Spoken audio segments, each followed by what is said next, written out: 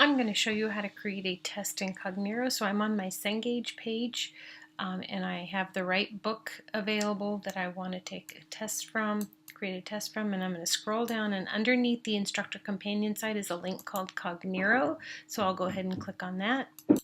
And once that launches, I'm presented with the option to create a new test, a new question set, or getting started. I'll go ahead and just create a new test. And I'm going to give this a,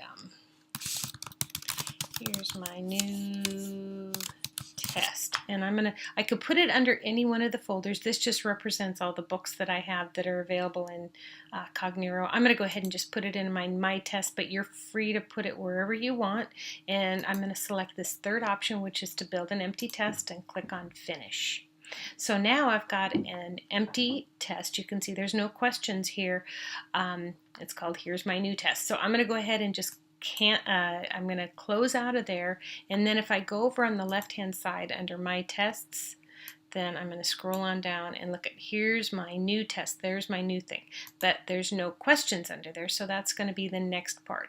So from the left hand side, I'm going to find the book that I'm going to, you may not have any more than one book, but I have quite a few. You're going to go ahead and choose the right book that you want the content from. You could even mix and match if you wanted. I'll go ahead and choose a chapter and drag and drop it right to the right hand side. So from here, there's a couple things I'm going to do. The first thing I always do is when I get to this view, I'm going to view all questions. So that's the first thing. And then the second thing is, you can see by default that you've got the answer to all of your questions, which is good. I'm going to come up to this set and go Display Question Information. And from here you can select some other things to see. So say for example you want to see the difficulty, maybe the learning objectives, you might want to see topics. So you can select those things that you want and then click OK. And then under each one of the questions you'll see there's the answer, there's the difficulty, there's the learning objective, and so on and so forth. Okay, so I've got quite a few questions here, and now I'm just going to go ahead and start reading them and see if I like any of them. So maybe I read this question, say, yeah, that's a good one. You can see that there's a dotted line around that question. I'm going to take my mouse and just drag and drop it over to my test. And once I do that, I can actually expand it, and you can see that now I have one question under that test. So I'm just going to repeat this process and just take a couple of questions. The reason I like this view is because it's very easy for me to read the whole question, read the answer, any of the difficulty, any of the other things that I want to see about this, and then I can say, yep, I like that one. Now let's say I'm done with chapter 3 and I have another chapter I'd like to include in this exam, so I'm going to close out chapter 3, and I can just repeat this process by going over to the left hand side, and now I'll drag and drop another chapter over.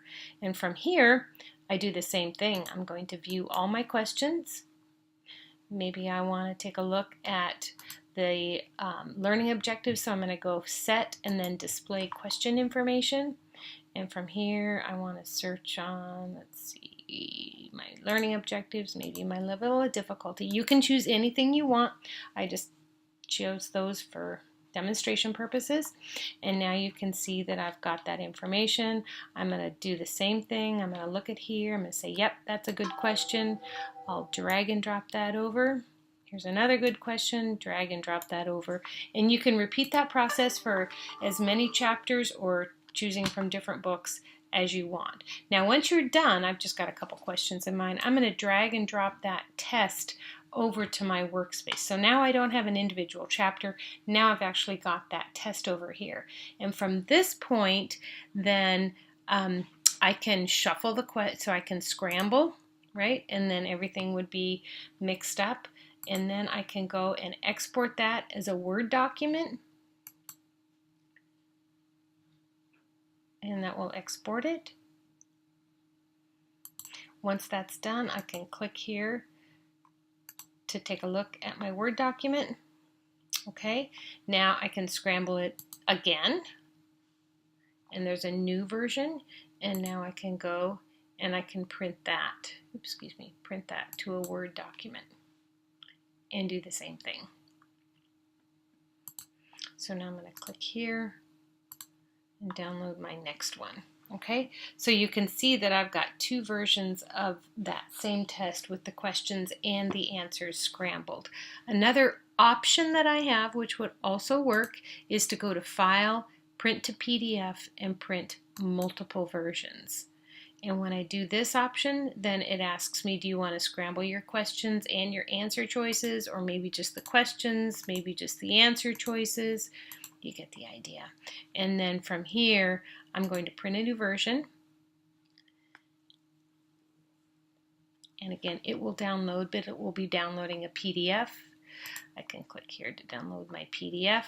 I can also now come back over here because I've got this on. This will be a different test with different different order of the questions and different order of the answer choices. Print a new version.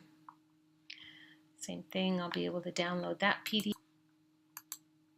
like so. And now you can see that I have had two versions printed.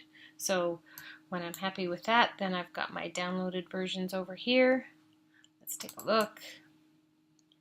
Maybe Word is the easiest way for you to deal with this. It happened to open on a different screen, so move that over. And there's my test, as well as the answer key at the end. So I hope that's helpful.